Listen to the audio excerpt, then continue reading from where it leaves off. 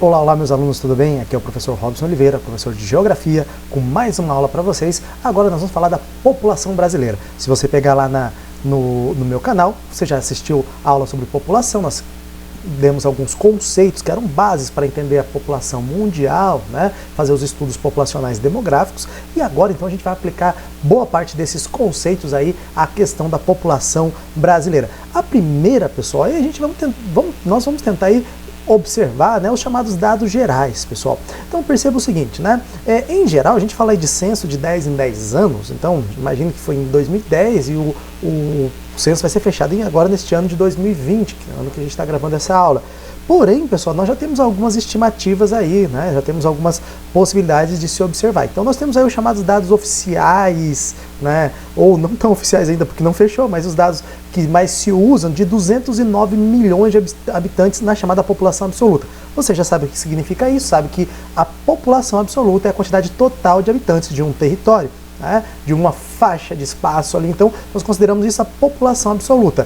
Bom, pessoal, eu tive a curiosidade no dia 6, né, o dia da gravação dessa aula, então, de pesquisar no IBGE quanto é que nós estamos lá em estimativa, e é algo em torno de 211 milhões de habitantes. É óbvio que isso vai mudando a cada 20 segundos, tem uma atualização ali, né, a população é muito dinâmica. E da mesma forma também procurei fazer essa leitura da população relativa. O que significa isso? Eu pego a quantidade total de habitantes, né, e divido pelo número, pelo espaço total, né? Então a gente pega ali o espaço brasileiro de 8 milhões, 800, um pouco mais, né, 876, né, vamos falar ali o total, né, 8.514.876 km² aproximadamente. Eu pego esse valor então, pego a população absoluta, divido por esse valor do espaço e eu tenho a chamada população relativa ou densidade demográfica, né? E a gente percebe que no caso brasileiro é bem baixa. Apesar do Brasil ser um país populoso, ou seja, ter uma população absoluta muito alta, né? Geralmente em torno, tudo que está acima de 100 milhões de habitantes a gente considera populoso, porém uma população relativa baixa, né? Em alguns casos a gente pode chamar até de país com baixo povoamento, né? Não dá para falar desse povoado porque nós temos população, né? Nós podemos falar de mal povoado e vocês vão entender daqui a pouco, né? Bom, base da população brasileira, vocês estão vendo aí as etnias básicas que nós temos, o negro, o índio e o branco, formando aí uns tipos de miscigenação. Miscigenação quer dizer mistura, então a gente tem a miscigenação básica, né? Que formação ali do mameluco, o caboclo, né? O branco e o índio, né? O mulato, né? O crioulo, formado pelo branco e o negro, e aí nós temos também o chamado cafuso, pessoal, né, que é o índio e o negro, formando aí a base, né? Tem que lembrar o seguinte, o nosso país tem um alto grau de miscigenação, né? E também na questão cultural, nós somos multifacetados e multiculturais, basicamente porque nós temos muitos povos, né, que vieram e comporam a etnia brasileira. A gente pode falar dos japoneses, né, os europeus em vários grupos, né, a gente está falando do branco em geral aqui, português, espanhol, suíço e tudo mais, mas nós temos vários grupos brancos da Europa que formaram essa etnia brasileira, ok? Bom, né, um pouquinho que eu estava falando para vocês sobre a questão do povoamento, pessoal, do Brasil. A gente percebe o seguinte, onde tiver mais escuro aí, significa, sei que o meu rosto aí está tapando uma parte da letra, né, do que está escrito, mas eu explico para você. Então o que está dizendo aí? Que a distribuição da população brasileira ao longo do território do Brasil é bastante irregular. A gente percebe uma maior concentração no litoral brasileiro e uma menor concentração à medida que a gente avança para dentro do continente, né? Um exemplo disso, pessoal, a gente pode perceber aí que na cidade do Rio de Janeiro, por exemplo, né, nós temos aí algo em torno de 314,4 habitantes por quilômetro quadrado, enquanto em Roraima nós temos 1 habitante por quilômetro quadrado, né? Então a gente percebe essa quantidade, esse mapa aí de principais população aí de concentração populacional por município, né? Talvez ajude bastante aí. Mas você pode perceber que todas as cidades mais populosas, mais densamente povoadas que nós temos, elas estão numa faixa muito próxima, até 100 quilômetros do litoral, né? Isso também por questões de colonização, né? O litoral foi a primeira parte do Brasil a ser colonizado, tem as principais cidades, as cidades mais ricas, as maiores ofertas de emprego aí. Vamos tomar aquela água para dar aquela hidratada, sem parar, e a gente continua aí. Bom, um pouquinho como é que está a distribuição, pessoal, né? Aí o IBGE 2010 vem os dados oficiais, a gente não fez essa extrapolação ainda, né? Mas a gente percebe de longe, né, que a região sudeste compõe a maior parte da nossa população. Vocês estão percebendo que 2010 ali tem uma queda muito grande, né? Estou falando de 190 milhões de habitantes aí, né? Que é diferente do que a gente já tem hoje, que eu mostrei do 2011 aí. Mas a tendência de concentração populacional não tem mudado muito. Vou mostrar aqui para vocês. Essa aqui é a expectativa de vida, né? Mas depois eu mostro, acho que tem ali para frente essa questão de regiões também de novo. Perceba-se o seguinte, não há, pessoal, muita mudança na questão da distribuição, né? O norte continua sendo muito forte, o nordeste também, né? E aí seguido do sul, né? Do centro-oeste, do norte. Lembrando que o centro-oeste é uma região que tem recebido muita gente, né? Tem recebido muita migração nos últimos anos aí, né? Que está mudando um pouco essa característica ainda, mas ainda o sudeste continua sendo aí, já o sudeste já com próximo dos 48% aí, ok? Bom, acho interessante essa estimativa, pouco eu peguei hoje, a questão da expectativa de vida no Brasil, né? Então você tem ali entre homens e mulheres e o total. Nós hoje, pessoal, nós temos uma expectativa de vida de 76,4%, ou seja, a população brasileira está vivendo mais, né? Isso tem a ver com melhoria na qualidade de vida em alguns pontos, né? Não todos, mas pelo menos em alguns pontos, a mudança do trabalho não tão braçal, porque nós estamos nas cidades, né? A mudança desse trabalho braçal para um trabalho mais intelectual, o acesso a medicamentos e alguns tratamentos, tem feito com que a população viva mais, que é um ponto interessante que mostra a qualidade de vida. Obviamente que isso para a aposentadoria sempre é uma preocupação, né? O INSS, né? Ali passa geralmente a imaginar que no futuro, né, essa bolha pode estourar aí, porque a gente tenha mais idosos do que necessariamente pessoas trabalhando, na chamada peia brasileira. Mas tem aí então um gráfico para a gente perceber, pessoal, a evolução, né? Então, em termos aí de esperança de vida ao nascer, né? Logicamente que o que eu mostrei agora há pouco era uma média, né? Mas nós percebemos aí, tanto as mulheres quanto os homens, eles tiveram um aumento na expectativa de vida. As mulheres, geralmente, elas têm uma expectativa de vida maior, né? Se cuidam mais, geralmente vão mais ao médico, né? E os homens, na fase ali entre os 13 e os 26 anos, tendem a ter uma mortalidade muito maior, né? Principalmente por violência e acidentes de automóveis, tá?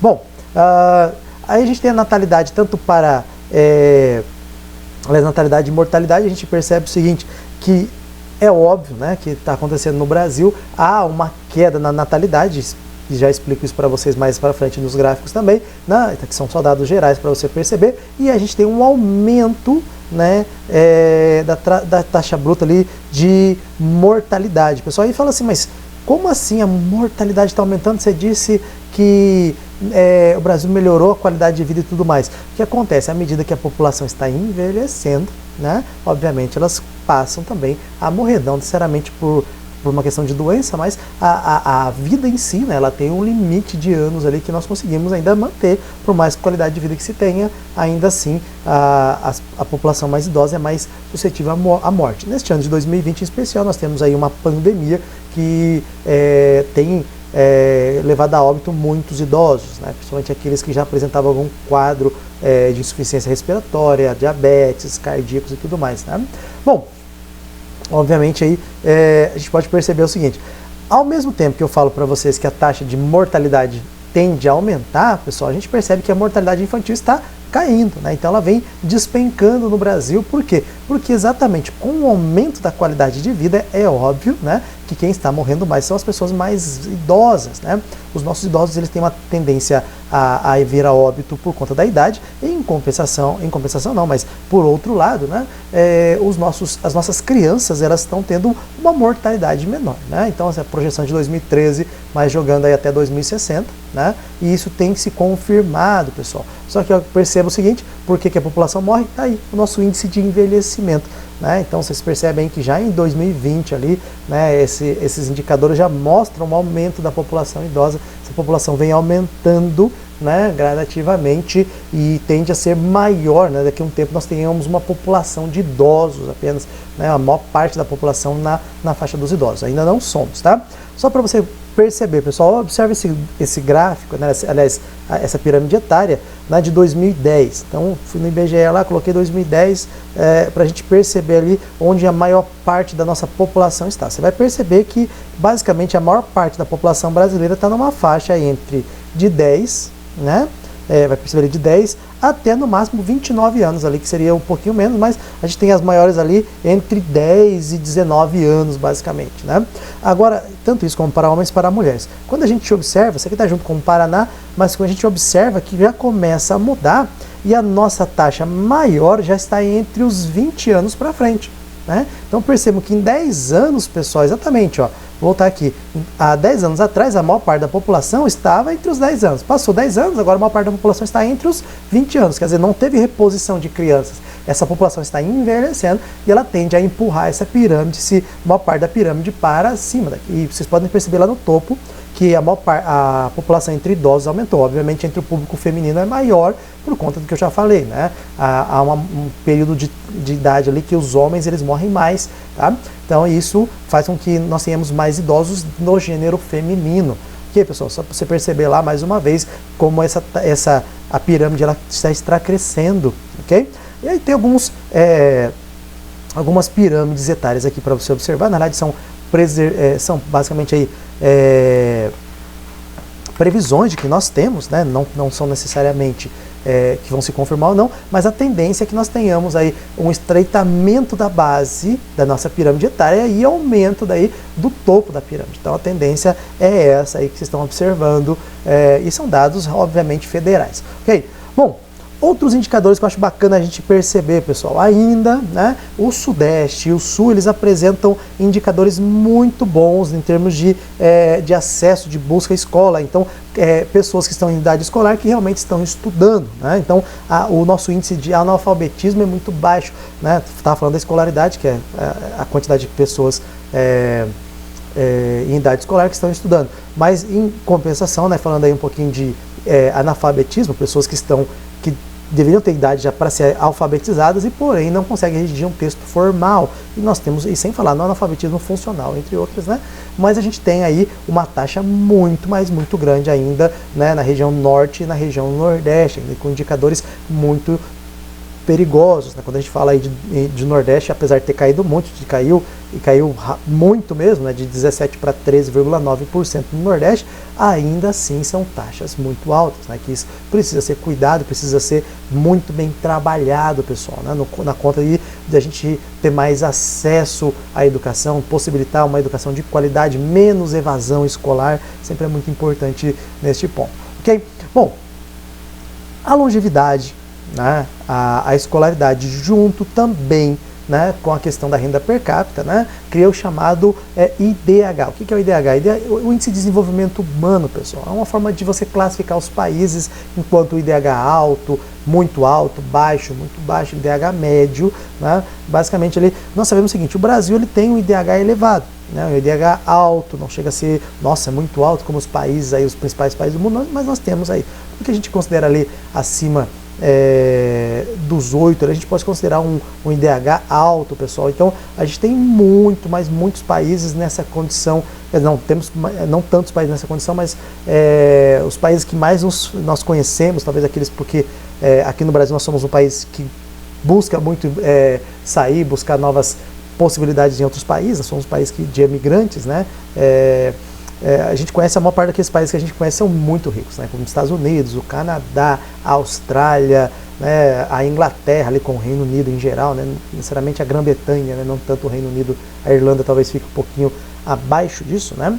Mas não tanto assim, né? Mas a gente tem ali IDHs muito altos, né? E o Brasil também já chegou numa condição interessante, apesar da desigualdade, apesar do nosso elevado número de analfabetos, ainda assim o nosso IDH ele se tornou interessante. Lembrando que o IDH vai de 0 a 1, quanto? Né? Próximo do 1 muito bom, próximo do 0 muito ruim, né? Então, em geral, a gente vai dando pontos ali, ponto na educação, ponto na saúde, ponto na renda per capita, e somando tudo isso, aí, dividindo por 3, a média, quanto mais próximo do 1, melhor, né? Outra forma de você pensar é o chamado índice Gini, né, que corresponde à desigualdade. Aí é o contrário, quanto mais próximo do 1, mais problemático você fica, né? O índice Gini, quanto mais próximo do 0, melhor, né?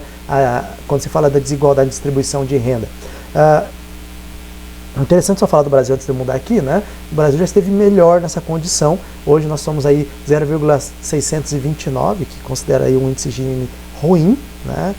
Nós temos uma desigualdade social muito grande, né? os 10% mais ricos aí tem basicamente,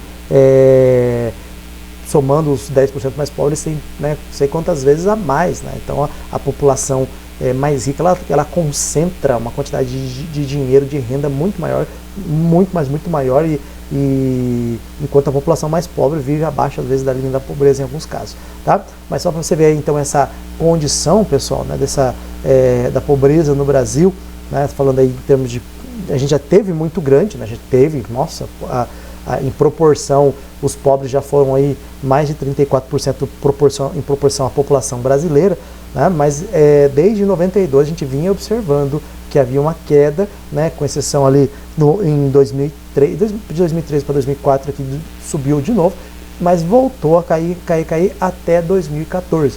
Até então, 2014, a proporcionalmente falando, os pobres significavam 8,38%. O que a gente percebeu de 2014 para cá? Que esse índice voltou a subir, né? Então a gente já está aí em 11,18%, né? Já esteve 11,83 em 2016, mas 2017 voltou a subir, e a gente percebe em 2018 ainda nessa mesma situação. Então a pobreza, né, no Brasil tem aumentado um pouco, principalmente aí por conta dessas crises que nós tivemos e tudo mais. Ok?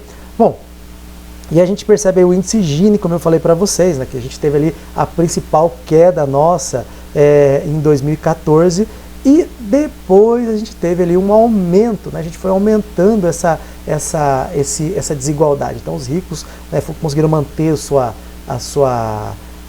capital, né, o seu dinheiro, né, a sua renda, enquanto os mais pobres foram perdendo renda ao longo do tempo. Então a gente tem uma perda da renda dos mais pobres, ao ponto de que nós tivemos um aumento da desigualdade até aí o primeiro trimestre de 2019, que vocês estão vendo aí, né? Então perceba o seguinte, nós passamos por momentos muito complicados, né, e obviamente que o desespero tem tomado o país, né? A gente percebe aí a busca por tentar resolver, né, as polarizações que acontecem, quem está certo, quem não está certo, deve cuidar do pobre, deve cuidar do rico, deve cuidar da empresa, não sei o quê. Então existe uma série de discussões que acontecem, cada um tem os seus argumentos, cada grupo, né, tem seus argumentos, né? Não é essa nossa ideia aqui de ficar discutindo quem está certo e quem está errado, mas se percebe, enfim, que há um descontentamento, né, e que não mudou em 2020, continua havendo um descontentamento, e obviamente por trás disso, né, por trás desse descontentamento, ou, né, junto com esse descontentamento, existe aí as brigas, né, políticas e tudo mais, e muitas vezes elas acabam camuflando esses dados, né? Então as pessoas não têm clareza de quando é que começou e quando é que piorou a crise ou não. Por quê? Porque elas estão nublado por conta da sua ideologia partidária. Isso sempre é um risco para nós, né? Bom, eu procurei esse dado, né, procurando ali de 2019, né, e a gente percebe o seguinte: atualmente, como a gente está tendo uma população que já está envelhecendo mais, né, a gente percebe que a população feminina já é maioria, já tem mais de 50% aí. Então nós somos um país, especialmente ali, que tem maioria da população do gênero feminino. Né? Quando é que essa desigualdade se torna, né, muito evidente? Como eu falei para vocês, ali né, na adolescência até o início da fase adulta, a fase adulta do homem é mais complicado, então tem um maior número de mortes nessa situação, né? Aqui eu coloquei entre 15 e os 30 anos aí, né, mostrando que os homens realmente eles acabam morrendo e provocando mortes mais nessa idade. Okay? Bom, a gente tem aqui o dado sobre os idosos, né? Os idosos aí, a gente vê que os adultos já são a maioria no Brasil, né? Enquanto os jovens vêm em segundo lugar, mas a tendência ali é que os idosos comecem a ganhar mais espaço, né? Os idosos tendem a aumentar até que eles se tornem maioria, né? E quando a gente tiver maioria, provavelmente a gente deve ter um crescimento negativo dentro do nosso país aí, ok? Né? Acho que esse gráfico é muito interessante, esse gráfico tirei agora em 2020, né? Quando a gente percebe os jovens, né, eles têm se tornado menos dependentes. A taxa de dependência entre jovens, né, dependência não é dependência química, é dependência dos responsáveis, da família, né, dos adultos. Então os jovens estão cada vez menos dependentes dos adultos, né? Então a taxa de dependência entre os mais jovens está caindo. Só que quando a gente fala de taxa de dependência no Brasil, né, ela está aumentando, né? Principalmente a tendência, né, é que ela cresça muito, ela teve ali uma pequena queda e ela tende a aumentar mais, inclusive ficar mais exponencial esse aumento. Por quê? À medida em que os idosos estão se tornando maioria, né, os idosos também têm essa questão de dependência, talvez não financeira por conta da aposentadoria, mas uma dependência da administração das suas coisas, da questão da saúde e tudo mais. Então, os idosos tendem a se tornar ali na faixa dos desocupados, né, essa população que necessita de ajuda, né, da fase adulta ali. Então a gente percebe que, no caso brasileiro, a relação ou razão de dependência está aumentando, né, mesmo que a gente tenha menos crianças, menos jovens. Tá?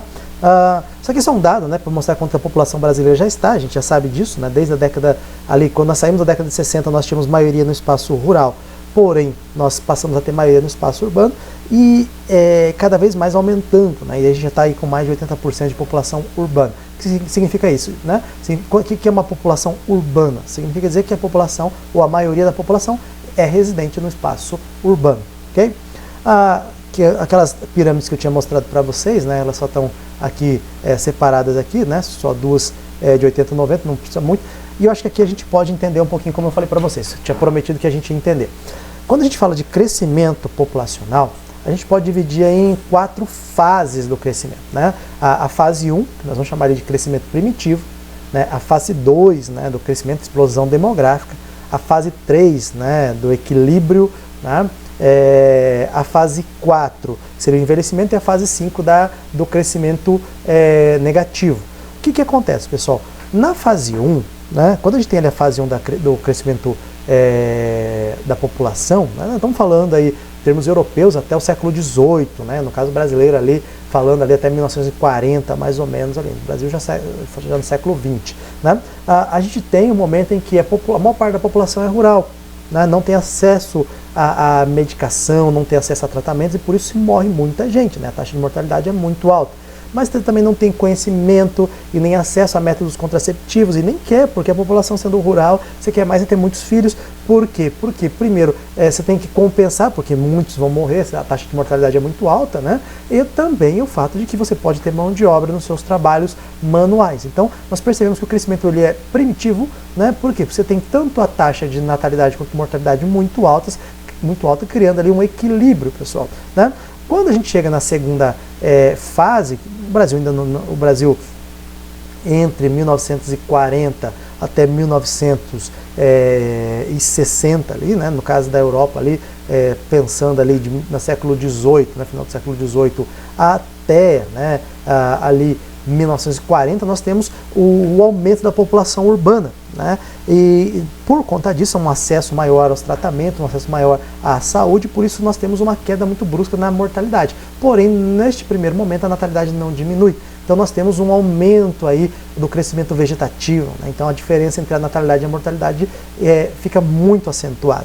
Okay? A partir então, né, da terceira fase, né, no caso brasileiro aí pós década de 60, né, então entre 60 e 70 ali, a gente percebe o seguinte, a melhoria, né, no acesso à saúde e tudo mais também começa a fazer efeito na população. Então a popularização dos métodos contraceptivos, a maior inserção da mulher no mercado de trabalho, né, o aumento, né, dos cursos de graduação e pós-graduação faz com que haja uma diminuição, né, da população de nascimentos, aliás, de bebês, né, dos nascimentos, e a taxa de natalidade ela começa a cair. Enquanto a mortalidade se mantém baixa, né, a natalidade vai caindo e esse crescimento vegetativo vai se tornando menor, né, essa curva, essa distância entre os dois aí se torna menor. Até o ponto, pessoal, em que os nascimentos e as mortes elas estão muito próximas. E por conta disso, e ao mesmo tempo, a qualidade de vida continua melhorando, né, e a população começa a envelhecer, que é o que nós chamamos aí de quarta fase, né, que é o caso do Brasil aí, entrando nessa fase, nessa transição que nós temos. O Brasil não entrou na quinta fase ainda, os europeus já estão, que é o chamado crescimento negativo, quando a população idosa já está tão grande que aí é um número de mortes muito maior, né? E por conta disso, aí uma aceleração da taxa de mortalidade, como eu expliquei para vocês. Né? Esse gráfico eu acho muito interessante para a gente estudar a questão das fases do crescimento, eu acho que ele é muito explicativo. Tá? Bom, Vocês vão lembrar que a gente falou um pouquinho sobre a população economicamente ativa, né, a parcela da população ocupada, né? Nós temos a população em idade ativa, que é a população que já tem idade para exercer alguma atividade não necessariamente empregatícia, mas alguma atividade, a gente considera dos 10 aos 65 anos, né? E a população, sabendo, obviamente, que para trabalhar com carteira assinada ali depois dos 17 anos, tá? Mas aí a gente percebe o seguinte, dentro então dessa população em idade ativa, nós temos aqueles que trabalham, né?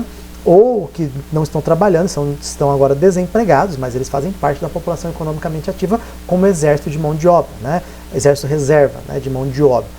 Okay? E aí nós temos também os inativos, né? Os inativos são aqueles idosos, né? As crianças e também aqueles que por alguma opção não trabalham, né? Então, como por exemplo, as pessoas que se dedicam ao cuidado da casa, dos filhos, pessoas com algum tipo de deficiência física ou necessidades especiais, que a gente fala, né? Física ou mental também, aí nós temos nos inativos. Ok? Bom, a gente percebe aí que essa diferença, né, só de gênero e da questão dos inativos tem mudado muito, né? Já falei para vocês, quanto mais tem se evoluído, aí a gente percebe, se a gente pegasse aí os gráficos entre 2010 e 2020, a gente perceberia a mesma coisa, que a diferença ali no mercado de trabalho entre homens e mulheres tem diminuído, pelo menos na questão de representatividade. Talvez salários ainda é algo que a gente precisa lutar muito, né, por uma sociedade mais igualitária e tudo mais, mas ainda a gente pode dizer que pelo menos assim, as mulheres têm ocupado muitos cargos, né, e hoje em dia nós falamos de cargos de chefia, cargos de responsabilidade, não são só cargos no magistério, como muita gente fala, né? Então as mulheres entraram no magistério, não é só isso não, pelo contrário, em vários cargos também, na área técnica, né, na área das engenharias e tudo mais, nós temos visto uma representação muito interessante aí. Ok, bom, basicamente nós somos um país de setor de terciário, né? Nosso comércio e a prestação de serviços ocupa boa parte da nossa peia, né? O setor secundário nosso, ele é bem incipiente, né? A indústria brasileira, basicamente nós somos um país de industrialização tardia e principalmente nós somos um país cujo o investimento na área da indústria vem muito de fora, né? Nós temos aí o investimento estrangeiro, né, em grande parte das indústrias brasileiras, por isso nós não temos né, tanta condição assim, ou né, tanta representatividade do setor secundário. Mas lembrando, o primário, né, agricultura, pecuária, extrativismo, secundário, a indústria, e o terciário, comércio e prestação de serviço, que vocês percebem aí, que nós falamos aí de 56,5%, né, da mão de obra, né, uma parte do setor de serviço, mas o comércio com grande quantidade aí. Okay? Bom, essa primeira parte então das características, como eu falei para vocês, tudo isso a gente já tinha visto, né, na aula sobre população, mas aí vendo aí os dados brasileiros sempre é interessante, né? E a gente também tem a questão das migrações dentro do Brasil, que também a gente falou bastante, né? O que é migração? Lembre-se, migração nós estamos falando de deslocamento populacional. Quando eu uso e, estou falando saída, quando eu uso i, estou falando entrada. Então, imigrante, né? Emigrante. Emigrar, imigrar, tá? Então, imigrar entrou, né? Emigrar saiu, ok? Então a gente tem aí alguns dados sobre o Brasil, né, principalmente na questão do deslocamento interno, externo e tudo mais.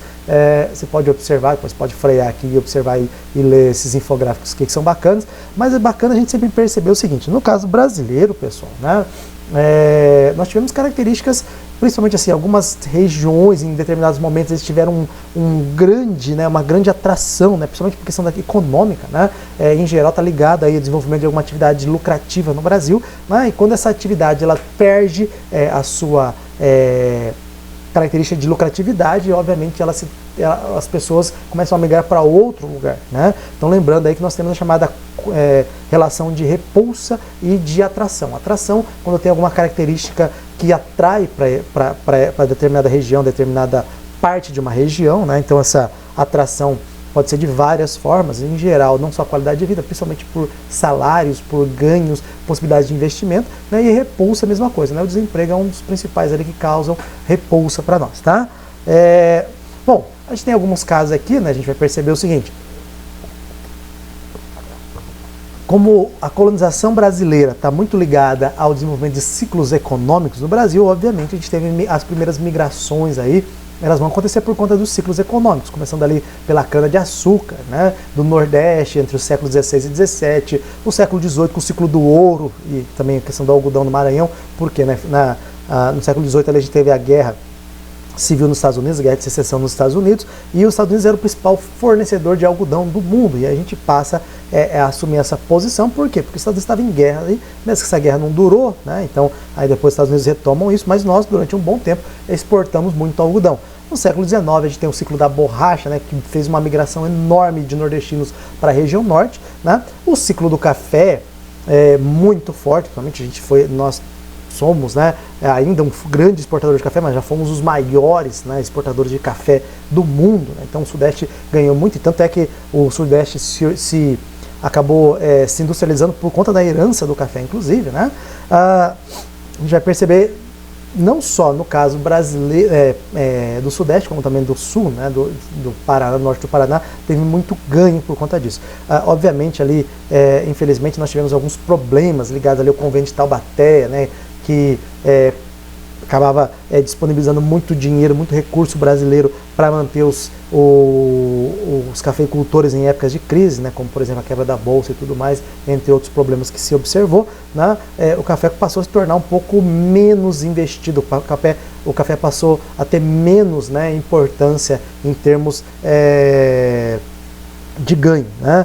A gente percebe o seguinte, à medida que com Getúlio Vargas primeiro, né, menos investimento no café, mais investimento nas cidades, a gente começa a ter, inclusive, ali as migrações pensando mais nas cidades mais, não tanto rurais, mas nas cidades mais urbanizadas, né, e a gente tem, lógico, Juscelino Kubitschek talvez foi um dos grandes, né, incentivadores de migração para o interior, né, para o Centro-Oeste ali, por conta da construção de Brasília, né, o plano de metas e tudo mais, né.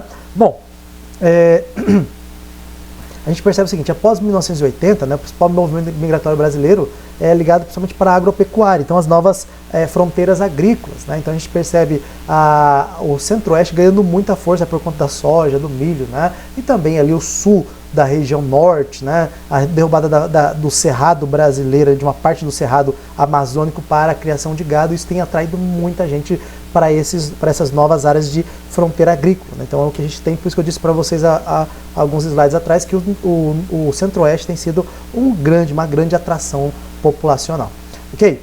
Bom, obviamente, quando a gente fala aí de êxodo rural, migração urbana, né, a gente percebe assim, à medida em que o Brasil, né, já não se fala tanto mais das culturas, né, dos ciclos econômicos, e passa a se falar mais de urbanização, né, a gente percebe que é uma migração agora não mais, né, regional, mas sim campo-cidade, né, então a saída da população do campo para morar na cidade, esse processo de urbanização, né, de crescimento da população urbana. Por quê? Por conta da criação de áreas de repulsa, né, à medida que o Brasil está se industrializando, né, então você tem nas cidades a abertura de mais postos de trabalho, você tem a melhoria ali do ciclo virtuoso, né, uma coisa vai puxando a outra e melhorando as condições dentro das cidades, e ao mesmo tempo, né, a máquina vai substituindo a mão de obra no espaço rural, e por conta disso vai gerando desemprego, né, então esse desemprego é uma situação de repulsa, enquanto,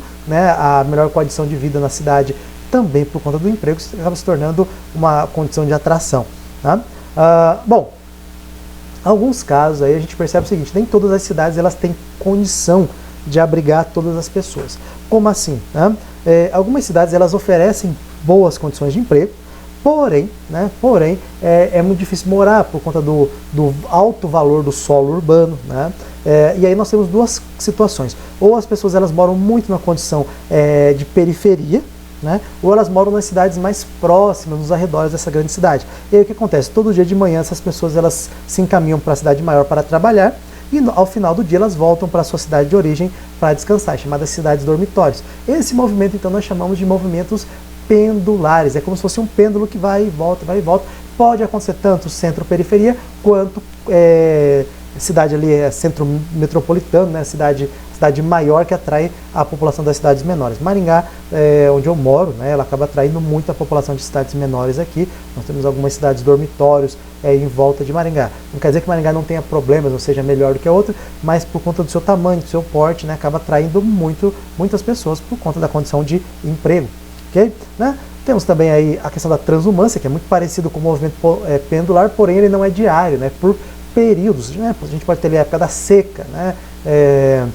Nós podemos ter ali períodos de trabalho que, se há uma migração motivada ali por conta de algum tipo de atividade que ela não dura, né? Seja ela, por exemplo, a temporada da praia, né? Do verão, das férias, muita gente acaba migrando para o litoral, trabalhando ali durante ali 2 meses, 3 meses, depois volta para a sua cidade, para o interior do país, né? A gente tem também, lógico, a seca, a época da seca ali, muita gente sai das áreas do sertão e acaba mudando para a zona da mata, né, e depois fazendo esse mesmo movimento de volta aí, né?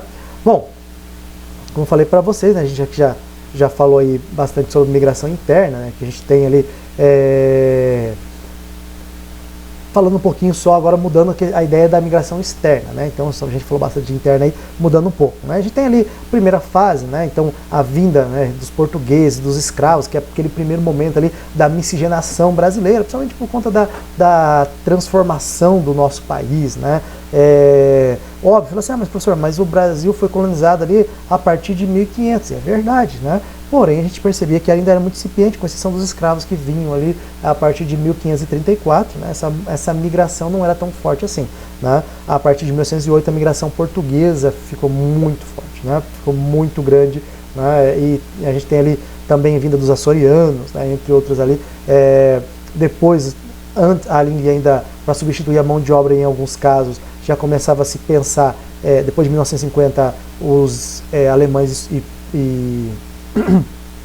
principalmente os alemães, né, vindo ali para suprir a mão de obra, mas até antes disso, pessoal, a gente teve bastante assim, população que vinha para cá em alguns pontos, as políticas de branqueamento do Sul, né, a partir de 1750, por conta do Tratado, né, de Madrid, né, não vamos confundir aí com o Protocolo de Madrid, com século XXI, mas nós tivemos ali então algumas mudanças, né? Então havia uma necessidade ali de você povoar as políticas de povoamento do Sul, e escolheu exatamente populações como italianos e alemães para fazer essa mudança, né, etária na população ali na região sul, né, do Brasil, principalmente Rio Grande do Sul e Santa Catarina. O Paraná nem tanto, né? O Paraná tem alguns pontos ali que nós tivemos também, mas muito menos, né? Mas foi uma fase interessante. A segunda fase, obviamente, né, por conta ali da lei Eusébio de Queiroz e também por conta da lei Bill Albert, né, que proibiu o tráfico de escravos, a gente tem ali a diminuição dessa etnia, da etnia dos afrodescendentes, porém nós temos aí um aumento muito grande dos italianos, né, vindo para o Brasil, principalmente nas lavouras de café ainda sul e sudeste, né? Não só italianos, mas ali os italianos talvez foram a principal ali, nessa transformação da mão de obra.